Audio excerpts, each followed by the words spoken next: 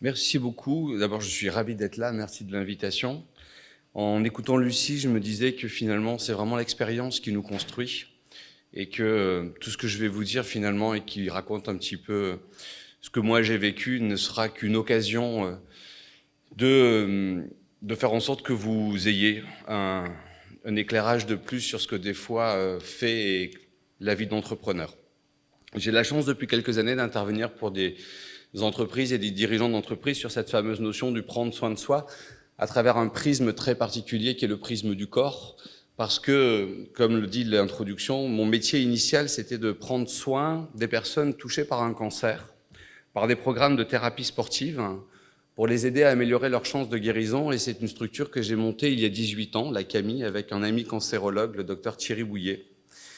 Et à l'idée, au départ, on était simplement animé par l'idée que le corps avait un rôle à jouer dans l'histoire de la guérison des patients et que cette idée s'appuyait sur le fait que le corps est un chemin de sagesse et qu'il était important d'amener tout le monde à prendre soin de son corps par la connaissance, le respect, l'écoute de lui. Alors, quand on démarre avec une idée comme ça, on a plutôt tendance à s'y engager complètement, et ça devient même quelque chose de l'ordre de la quête, et puis on finit par s'oublier soi-même. Et moi, à force de prendre soin des autres, à force de m'impliquer dans cette passion pour les patients, j'ai fini par m'oublier moi-même. Et ce que disait un ami, c'est le trop est l'ennemi du bien. Vous savez, il y a la phrase le mieux est l'ennemi du bien. Lui, il avait transformé, il avait dit le trop est l'ennemi du bien, et j'aime bien ça. Et en 2015, ça s'est soldé par le fait que j'ai fait un infarctus. Alors, c'était un événement improbable dans ma vie. Je suis un ancien sportif de haut niveau. Je considère que je connais assez bien le corps, que j'en ai une assez bonne perception et que mon hygiène sportive, alimentaire et mon profil physiologique faisaient que je n'étais absolument pas prédisposé à ce type d'incident pathologique, tellement bien d'ailleurs que les médecins, quand j'ai fait un infarctus, l'ont pas vu. En fait, ils ont cru que j'avais fait un décollement de la plèvre. Donc, en plus, ils sont passés à côté du diagnostic. Donc, effectivement, ça paraissait incompatible que je sois touché par cette maladie-là. En tout cas, personne n'a été capable d'expliquer sérieusement pourquoi j'avais eu cet infarctus, à part le fait de dire que j'étais arrivé à un épuisement professionnel et à une notion de, entre guillemets, stress permanent. Et quand vous analysez, en fait, une fois que vous êtes sorti de cette période, quand vous analysez un petit peu votre histoire a posteriori, vous vous rendez compte qu'effectivement, la période que je vivais était plutôt une période infernale. Globalement, pendant des années, donc on a créé la Camille en 2000, j'avais été globalement porté par la beauté du projet, la construction, la méthode, le fait de passer d'un concept à une preuve, d'une preuve à une forme de reconnaissance.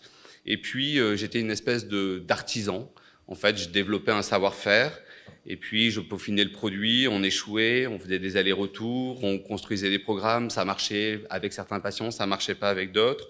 Et puis on alternait comme ça les réussites et les échecs jusqu'à être capable à un moment donné de construire quelque chose qui tenait la route, puisque les réussites et les échecs ne sont que des conditions d'amélioration et de perfectionnement. Et puis, sans très bien savoir pourquoi, d'artisan, je suis devenu entrepreneur. C'est-à-dire qu'à un moment donné, on a été énormément sollicité pour développer ces programmes-là un peu partout en France. Et puis on y a répondu parce qu'avec Thierry, on n'avait qu'une seule idée en tête, c'était de faire profiter ce type de programme au maximum de patients. Et en fait, à l'époque, c'était plutôt une spirale qui était enivrante parce que on avait l'impression que le monde n'avait attendu que nous pour qu'on puisse mettre en place ce type de programme, et on avait des retours qui étaient relativement très positifs. Donc on a développé, on a formé, on a dupliqué le modèle, on a trouvé des financements et puis on s'est déployé un peu partout en France. Aujourd'hui, on a 80 centres en France, on prend 3000 patients en charge par semaine. Donc on était plutôt dans une phase de réussite. Et c'est bizarrement à partir de ce moment-là que les choses sont devenues compliquées. C'est-à-dire que c'est assez fascinant de se rendre compte que plus votre projet se développe, plus vous avez le sentiment que tout d'un coup il vous échappe. Que vous rentrez dans une espèce d'accélérateur de particules, que tout va plus vite, que les contraintes augmentent, que les tâches à faire également, que les problèmes deviennent proportionnels à l'augmentation de votre volume d'activité. Et en fait, c'est là où la spirale enivrante devient la fameuse spirale infernale. Et ma réaction à moi, ça a été de me dire que plus j'essayais, les choses m'échappaient, plus j'essayais de reprendre la main. Et plus j'essayais de reprendre la main, plus j'avais l'impression que le projet m'échappait. Et en fait, c'est intéressant parce que quand vous réfléchissez à ce modèle-là, vous vous dites, mais comment le corps, lui, vit tout ça ?